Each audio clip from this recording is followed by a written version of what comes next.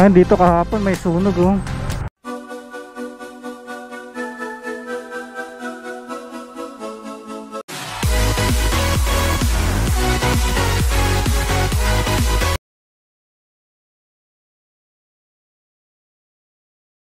Yun, good morning mga kabiwan moto, and welcome na naman po sa ating panibagong vlog. So kung bago ka sa channel ko, please like, share, comment, and subscribe. Pakihit na rin po yung notification bell para updated kayo every time mag-upload ako ng video. So for today's video mga kabiwan moto, is pupunta tayo ng Taguig sa McKinley. Kasi pupuntahan tayo at may kasama tayo si Charles tsaka yung pinsan niya. Doon tayo. Shoutout muna kayong dalawa. Shoutout oh. Shoutout. Sundan na lang kita. Susundan kita. Sige, mauna ka lang. Ayan, shoutout dito sa magpinsan si Charles. Ang pangalan ng pinsan niya hindi ko nakuha eh. Mamaya na lang. Medyo paspasan kasi mga kabiwan mo to at late tayo nagising. Nakakahiya kay Charles. Siya pa yung gumising sa atin. Usapan namin is 7:30. Dapat nakalis na kami. Anong oras na? 8:30. 8:38. Kaya naiiya ako kay Charles. Ngayon na lang uli kami nagkita. Siya rin yung kasama ko nung nagtagaytay kami. Yung pumunta kami ng Laurel, Batangas. Yan, siya rin yung kasama ko noon. Tapos ngayon kasama niya yung pinsan niya. May sunog kasi dyan kagabi. Oo, lakas na sunog dyan. Bali ngayon mga kabiwan mo to is babiyahe tayo ng 34 kilometers. Estimated time natin is 1 hour and 10 minutes. Bali papunta tayong sa McKinley sa Taguig. Dadaan tayo ng Global City. So bali ngayon mga kabiwan mo to, kaya pupunta tayo ng Taguig. Pupunta tayo sa SM Aura. Yan dyan, sa McKinley. Kasi ngayong araw is ngayon yung final interview natin. Ayun, dito kahapon may sunog oh. Grabe. Ang laki ng sunog dito. Nakita ko kahapon yan sa Grabe, kawawa naman yung mga nasunugan. Ayan, pupunta tayo ng Taguig ngayon dahil meron tayong final interview dito sa Taguig. Bali sa Teleperformance. Yun, nag-apply tayo ng call center. Wow, call center. Hello. Good morning.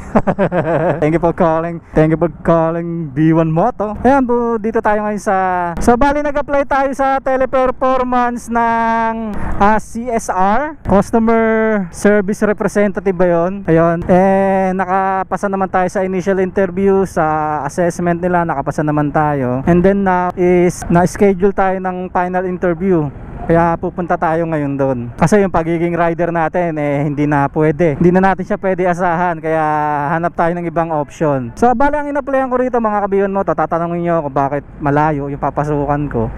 Kung sakali namang matanggap ako mga kabiwan mo to, work from home tayo. So ang tinatarget ko naman talaga is mga work from home na account, or hindi ko alam, basta yung setup pala, work from home setup. Syempre kaya naman tayo nag-apply sa mga ganito kasi ayaw na rin natin magmotor kasi napapagod na rin naman tayo. Ilang taon na rin ako nagmumotor. So at least nasa bahay lang tayo. Kung sakaling pala rin, sana pala rin tayo, makakatrabaho na tayo ng work from home. Pero sa totoo lang mga kabiwan mo to, meron na akong in-apply na isang work from home. Tanggap na ako. Nakapag-orientation na ako at magti-training na ako. Ang problema yung napasukan ko seasonal siya. Pero kung tutusin, okay na naman ako doon. Maganda rin naman yung bigayan nila. Pero hindi ko nasasabihin yung company. Maganda naman yung bigayan nila. Kasi ang problema, iniisip ko ron, season na lang ako. So hindi ko alam kung anong mangyayari, kung ma-absorb ako if in case na matapos yung kontrata ko sa ng seasonal. And mangyayari kasi noon, pagtapos ng seasonal na yan,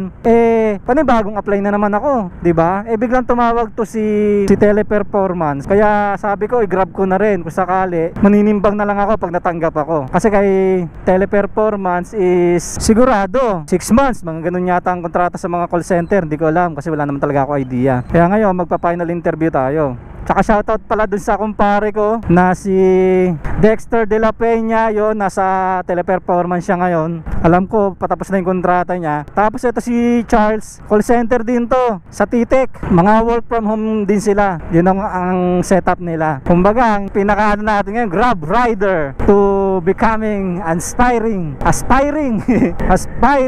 call center agent. Yun, so ganun yung magiging sistema transition natin. So titignan natin kung makakalusot tayo. Pero syempre umaasa ako, di ba? Mag-e-effort ako. Yan, mag-e-effort tayo na pumunta dun sa may Taguig para lang sa final interview natin. Sana maging maganda yung resulta.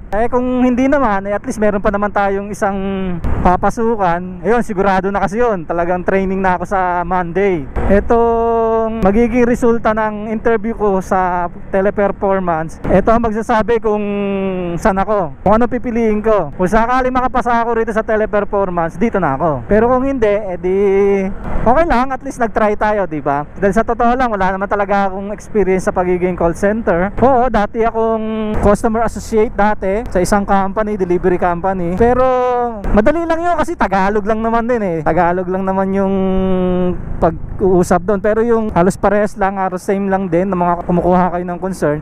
Ang pagkakaiba lang syempre dito sa call center, talagang English yung mga salitaan dito, di ba? Tayo naman, hindi naman tayo magaling mag-English. Hindi naman natin forte yan. Pero kung pagmumotore, syempre pero syempre, sinubukan natin. Wala namang mawawala eh. Kung sakaling subukan natin, di ba? Hindi naman masama sumubok. Malay mo, dito pala yung tadhana natin. Dito pala talaga tayo sa haba-haba ng panahon eh. Sa call center pala ang ano natin, di ba? Saka syempre mga kabiwan mo to, medyo napapagod na tayo magmotor. Sinasabihan tayo ng asawa natin. Syempre delikado talaga pag mumotor. Pero hindi ibig sabihin na hindi na ako magmumotor. Ang sinasabi ko lang na hindi na ako magtatrabaho sa nagamit ang motor. Kumbaga, ang sabi ng asawa ko, magmumotor ka pa rin, pero pag nagmotor ka, more on travel na lang, chill ride, mga ganyan na lang, mga long ride. So hindi yung magmumotor ako dahil nagtatrabaho ako. Ayaw niya na ng ganun. Syempre, para sa akin, gusto ko rin naman talaga yun kasi talaga delikado, syempre. Kahit sabihin na defensive driver tayo, hindi mo masasabi, di ba? Kaya nagkaroon ng ganitong setup, syempre, sa una, talagang ano. Pero matagal ko na talagang gusto mag-apply sa ganito. Wala lang akong lakas ng loob, syempre. Syempre, pag sinabi mo kasing call center, Inglesan ang labanan dito, di ba? Kailangan magaling ka mag-English, kailangan fluent ka. So hindi naman tayo ganun kasi. Hindi naman tayo fluent, hindi naman tayo magaling mag-English. Siguro nakakaintindi tayo mag-English, pero hindi naman tayo ganun kagaling magsalita o ganun kagaling mag-deliver ng mga sentence regarding sa pag-i-English na yan. Siyempre hindi naman natin nakasanayan yan. Hindi naman yan yung talagang forte natin. Pero siyempre hindi naman masama sumubok. Diba? Paano mo malalaman kung magtatagumpay ka sa isang bagay kung hindi mo susubukan, di ba? Hindi naman pwede puro plano na lang ng plano. Tsaka syempre dapat lakasan mo loob mo. Gaya yan, kabado talaga ako sa totoo lang. Pero bago akong tanggap dun sa unang in-applyan ko, syempre madaming rejection. Lalo na pag in-interview tayo, initial interview pa lang, bumabagsak na tayo minsan eh. Kasi syempre pag in-interview ka, malalaman agad nila, aba, hindi naman to ganun kagaling mag-English di ba? Syempre yung dila natin talagang matigas pa sa pag-i-English eh. Pero syempre dahil nga nandiyan dyan si YouTube, si Google, kahit pa paano nasanay na tayo, nawala na yung medyo, hindi naman sana wala yung kaba. Kumbaga naging medyo nasanay na tayo ng konti sa mga interview nilang English na yan. Ngayon mga kabiwan mo to, nandito pa lang tayo sa Camolino pa lang tayo. Yan dito sa district. Yan, shoutout doon sa mga kasamahan ko dito sa LBC. Diyan ako nagtatrabaho noon. Actually, isa yan sa mga branch na pinupuntahan ko. Yan sa Salawag, Paliparan, SM Molino, sa Vista Mall. Dito yan sa district. Yan, shoutout doon sa mga kasamahan ko sa LBC dati. Asa na yung mga kasama ko? Naiwan na ako Daldal na naman kasi ng daldal si B1 Moto eh. Ayan mga ka-B1 Moto, kasi pagka nagsasalita tayo, ayun pa lang. Kasi pag nagsasalita tayo mga ka-B1 Moto at nagbablog tayo, so hindi naman tayo nagpapatakbo ng mabilis kasi para makapag-focus din tayo sa daan habang nagsasalita tayo. Kasi delikado nga naman syempre. Kaya doon sa mga nakakasama ko habang bumabiyahe kami, habang nagbablog ako, bakit daw lagi ako nahuli. So yun po yung dahilan. Nagbabagal po talaga ako pagka nagsasalita ako kasi para makapag-focus din ako sa pagsasalita ko at dun sa pagbablog ko. So mahirap po siya talaga, mahirap. Doon sa kay isang tropa na nag-message sa akin, kung di daw ako nahihirapan na magsalita habang nagmumotor.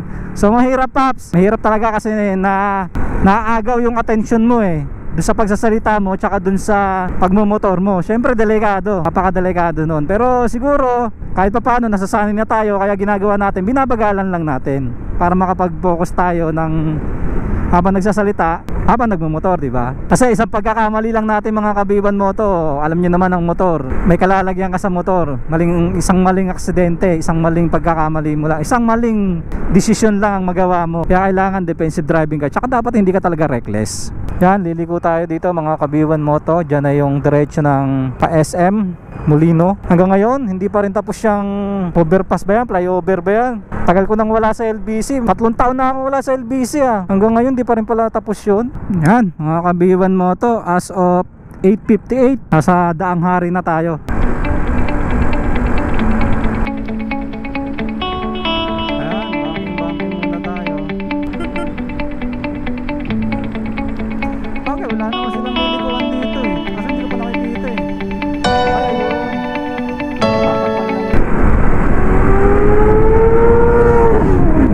CB650. Pag inline 4 talaga iba tunog Ito kasing sa akin inline 1 to Inline 1 no. Single cylinder lang kasi ito Ang layo ng diferensya nun. Inline 1. Wow, ayos Inline 1. Yun, inline 4. Ito inline 1, di ba? Mas malakas to. Ito yung nauna dapat mga Kabiwan Moto, ang target na oras talaga natin na makapunta doon is alas 9.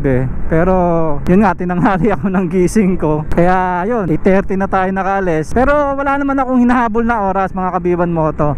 Sa akin lang naman sana, ang gusto ko alas 9 makarating tayo doon para ma-interview na tayo, tapos makauwi na tayo ng mas maaga para hindi na tayo gumastos ng pagkain doon, para makatipid na rin tayo syempre. Dahil nga medyo pasarap yung tulog natin, tinanghali tayo ng gising. Pero maaga pa rin naman mga Kabiwan Moto. Kahit alas 10, alas 11 tayo makarating doon, wala namang problema kasi wala naman ako committed time doon Basta sabi, pumunta lang daw ako para sa interview. Tsaka final interview lang naman talaga ako. Nag-assessment na ako. So wala na akong ibang gagawin doon kundi i-interviewin lang naman ako. Kala mo executive makikipag-meeting lang. Wow, astig Malay nyo, so maging ganun tayo, di ba? Pupunta lang tayo sa isang lugar para makipag-meeting, para makausap. Di naman masama mangarap libre yun. Pero syempre dapat magsisimikap ka. Kung ano yung goal mo, kung mayroon kayong goal sa buhay nyo na nagdadalawang isip kayo na gawin, dahil may mga pumipigil sa inyo, although wala kayong experience, wala kayong simulan nyo na ngayon pa lang. Hindi nyo malalaman ang mga bagay-bagay kung hindi nyo susubukan. Tandaan nyo yan. Kailangan nyo sugalan ng buhay, di ba? Malay nyo, para sa'yo pala yun, kayo na lang hinihintay, di ba? Malay nyo sa inyo pala yung pagkakataon na yun. Ang problema, hindi nyo sinusubukan kasi natatakot kayo dahil hindi nyo larangan yun o hindi nyo porte yun. Yan yung nagiging problema sa ibang tao. Kaya yung ibang tao, hanggang doon na lang minsan. Pero hindi ko sinasabing successful ako Wala ako sinasabing ganun. Ang sinasabi ko lang, maraming pagkakataon, maraming opportunity sa buhay. So maganda yan. Subukan mo lahat ng bagay na tingin mong gusto mo, na medyo nagdadalawang isip ka na subukan dahil may mga pumipigil sa'yo. Siguro ito na yung tamang panahon na para subukan ninyo. Mag-explore kayo ng karir nyo. Wala namang mawawala. Malay natin, para doon pala kayo. Kaso hindi nyo sinusubukan, kaya walang nangyayari. Padala ko sa totoo lang mga Kabiwan Moto sa pagiging rider ko. Kasi syempre hilig ko naman talaga magmotor mga Kabiwan Moto. Binata pa lang ako, nagmumotor na ako Nung una syempre, in denial ako sa pagiging rider ko. Syempre kung magkita tayo sa pagiging rider natin, hanggang nag-vlog tayo, hindi nyo pa ako, yung mga subscriber ko, hindi nyo pa ako kilala, nagmumotor na ako, nagdi-deliver na ako noon pa. Sa akin kasi, gusto ko kasi talaga yung sa field ako. Yan, kasi gusto kong nagmumotor, gusto kong hawak ko oras ko, at in the same time kumikita ng malaki, diba? Kaso sa panahon ngayon, dahil nag-normal na, syempre yung pagiging rider natin is hindi na talaga ganun ka-stable ang income natin. And dumating ako sa point na in denial ako, kahit alam ko naman sa sarili ko na ganun na yung nangyayari. Alam nyo naman yon, may mga vlog ako noon. Pero dahil nga sa in denial ako, dahil hindi ko matanggap, nagpakulong tayo dun sa ganong sistema na feeling natin pwede pa naman. Kaso sa totoo lang, talagang hindi naman kasi lahat pare-parehas ng nararanasan ngayon pagdating dyan sa mga food delivery na yan. Kumubok tayo ibang larangan, mag call center na wala akong kaalam-alam, na wala akong idea. Syempre nanood tayo ng mga YouTube tsaka Google, nagkaroon tayo ng idea. So yun lang naman yun. Bukod doon, wala na akong ibang alam, wala na akong ibang experience sa pagiging call center. So dahil nga gusto ko sumubok ng ibang bagay, yun naman talaga ang ugali ko, na pagka wala akong growth sa isang bagay, sa isang larangan within 2 to 3 years, umaalis talaga ako. Sumusugal ako sa ibang bagay. Kaya ngayon, sumugal na naman tayo. Nag-call center tayo. Nag-apply tayo as call center. Actually, call center na agent na tayo. Yan, shoutout kay Charles. Kasi tanggap na tayo eh. Shoutout. Gusto mo mag-shoutout? Ano pangalan nito bisa mo? Ano pangalan nito bisa mo? Ano pangalan nito? Sunny. Sunny? Sunny? Sunny ano? Meron. Ha? Dapat. Hindi ko narinig. Ayan, shoutout kay Sunny tsaka kay Charles. Mga kasama ko ngayon. Go na? Go na ba?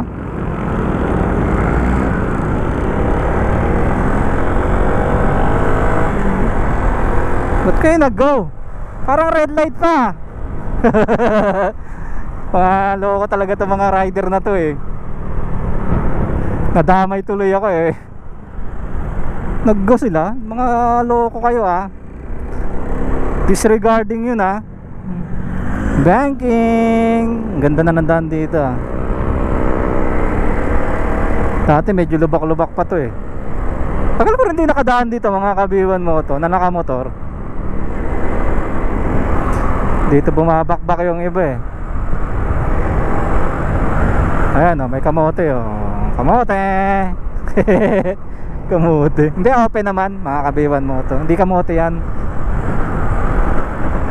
Ugat pa lang yan. Ayun, doon sa mga pinagtanungan ko nga pala kung paano pagpunta ron. Shoutout sa inyo lahat. So yun nga mga kabiwan mo to, nagsasalita lang ako na nagsasalita kasi para malibang-libang naman kayo. Siyempre mababa yung biyahe ko. At para malibang naman din ako. Samahan nyo naman ako habang nabiyahe. Mahirap naman eh, mabiyahe ako ng napakatahimik ko, di ba? Sanay naman kayo na dumadaldal ako eh. Ayun, isa pa yun mga kabiwan mo to, medyo madaldal ako. Kaya naisipan kong mag-apply sa call center. Pero madaldal ako, Tagalog. Hindi ako madaldal sa English. Kung Tagalog yan, kwentuhan lang eh, walang problema yan. Kahit tawahin tayo ng customer, walang problema yan. Basta Tagalog eh, kaso problema English eh. Talagang pag inaway ako ng customer nito, mananahimik na lang talaga ako.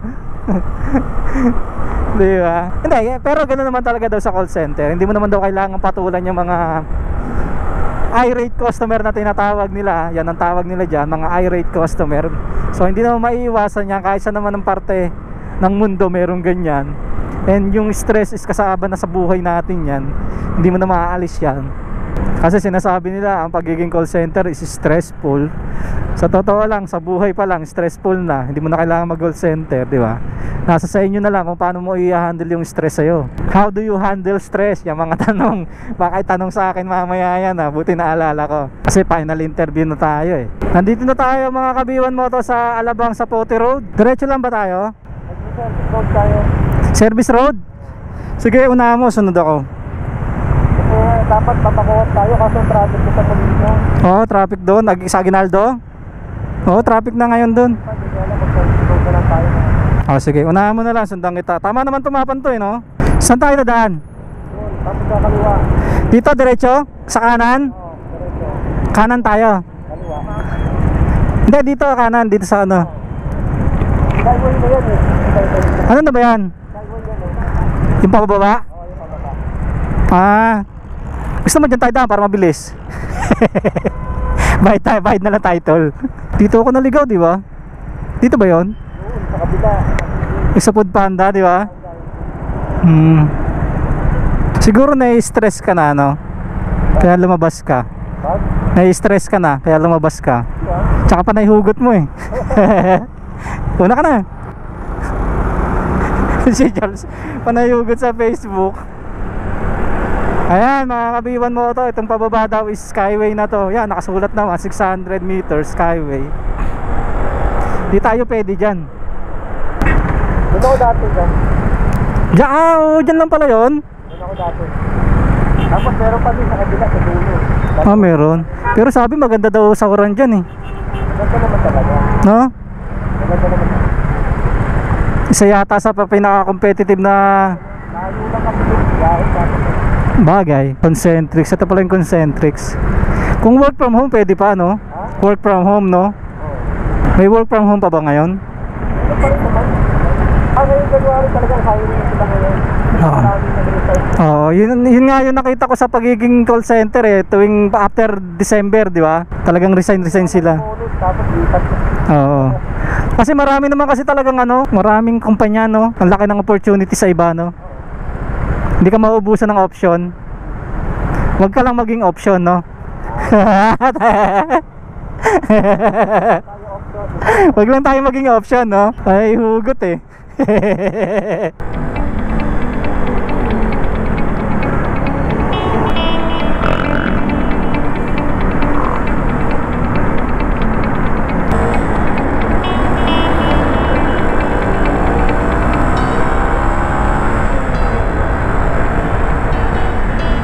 Saan tayo? Diretso pa? Oo, nakamapa rin ako para pag naiwan mo ako. Ay puta.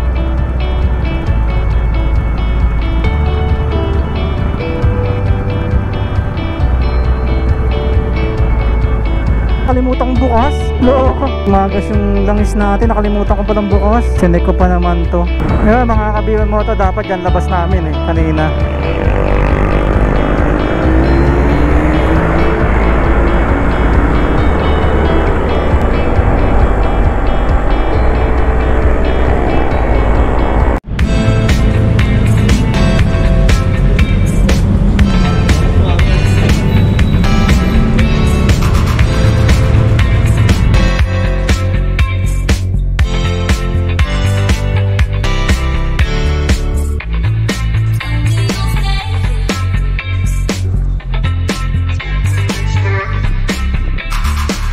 Excuse ma'am, sa ano po?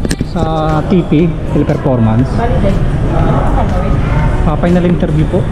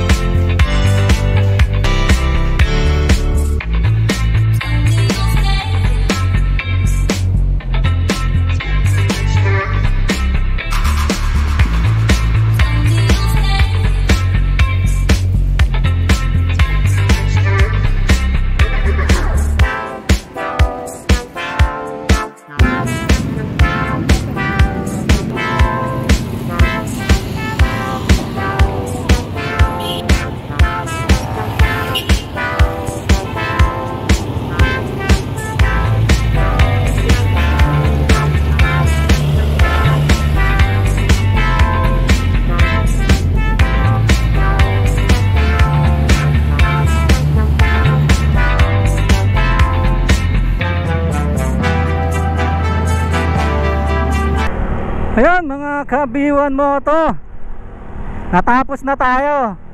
At good news, nakapasa tayo. Yun, ang nakuha natin is non-voice. TikToker daw tayo, TikToker. TikTok moderator daw. TikTok moderator. Moderator ano yun? Tagasala yun ng mga content. Ah, mga content? Ang dali yun, nakakantok yun, no? Tagasala yun ng mga content. Baka may mga agent ano. Ah, okay. No, shoutout sa dalawang kasama ko, sinamahan ako. Si Charles tsaka si Sunny. Sunny, no? Ayun. Saan ka ba? Taga saan ka? Daman sa Paranaque. Dito ka sa Paranaque? Ayun, shoutout kay Sunny. Dito daw siya sa Paranaque.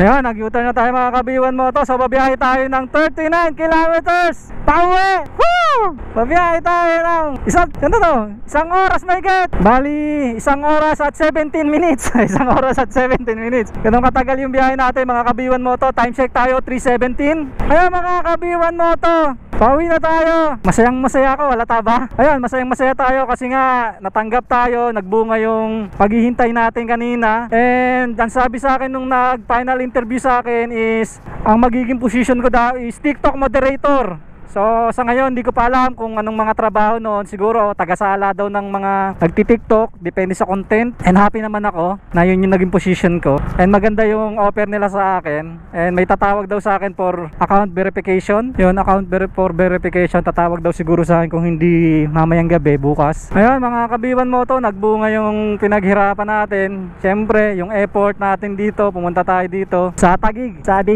BGC boy, BGC ba to? Oh, ito, BGC to eh. Oh, BGC to. Ito yung circle. Libingan ng mga bayani.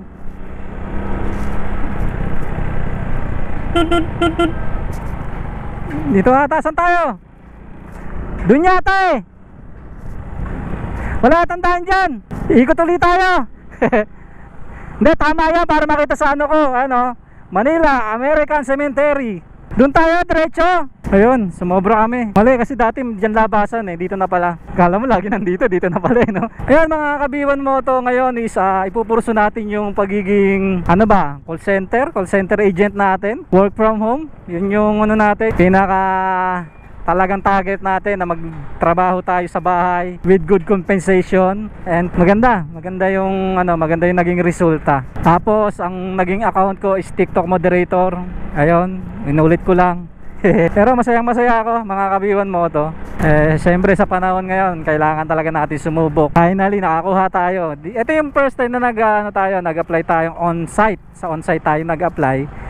And then natanggap naman tayo. Karamihan kasi nung in-applyan ko is puro phone call lang, mga ganun lang. Pero call center pa rin. Pero natanggap naman din tayo kasi on-site kasi yung offer niya. Pero ito is, yun, salamat nga pala kay Charles tsaka kay Sunny at sinamahan nila ako rito.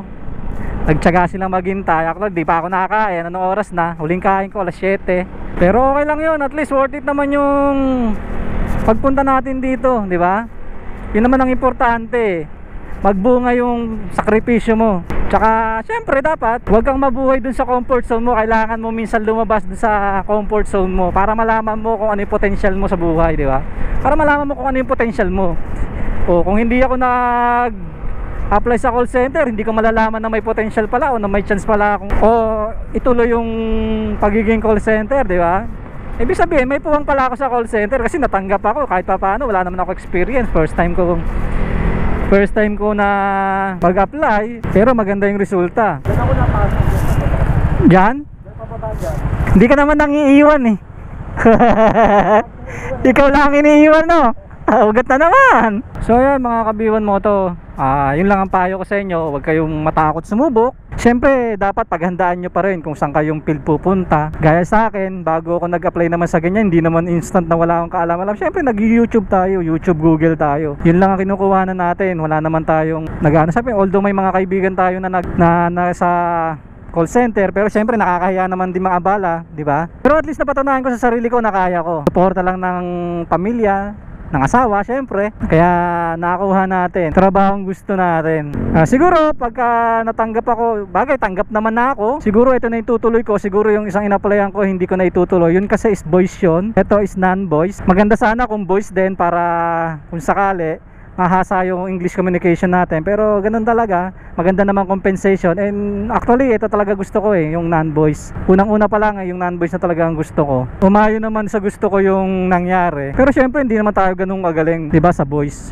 Kumbaga gusto lang natin subukan kasi syempre para sa mga future, sa susunod na mga apply natin, if in case mag-apply tayo sa iba, makapondo tayo ng English, ng communication skill, diba? Yung voice, yung non-voice madali na yan eh, pag naipasa mo na eh. Kasi ano lang, hindi katulad pagka nag-voice ka, mahasa ka ng gusto. Ayun mga kabiwan mo to, huwag tayo matakot sumubok, huwag tayo matakot mag-explore. Hindi mo malalaman yung potential mo kung hindi mo susubukan. Yun lang yung may papayo ko sa inyo.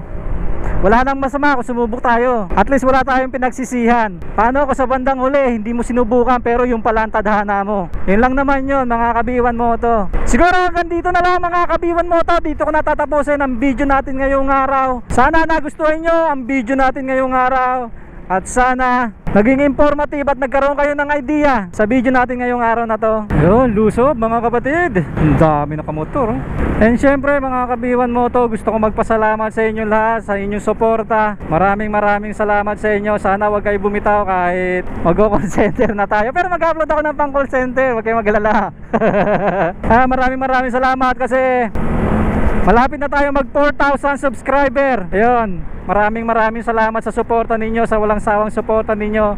At dun sa mga nanonood na mga hindi pa nakasubscribe, please subscribe. And pag may ads po, wag na po tayong mag-skip ng ads. Malaking tulong po sa akin yan. At maraming salamat po sa inyong suporta. Siguro hanggang dito na lang mga kabiwan mo to. Always remember mga kabiwan mo to, pray before you ride. Ride safe. God bless. B1 Moto out. Bye bye.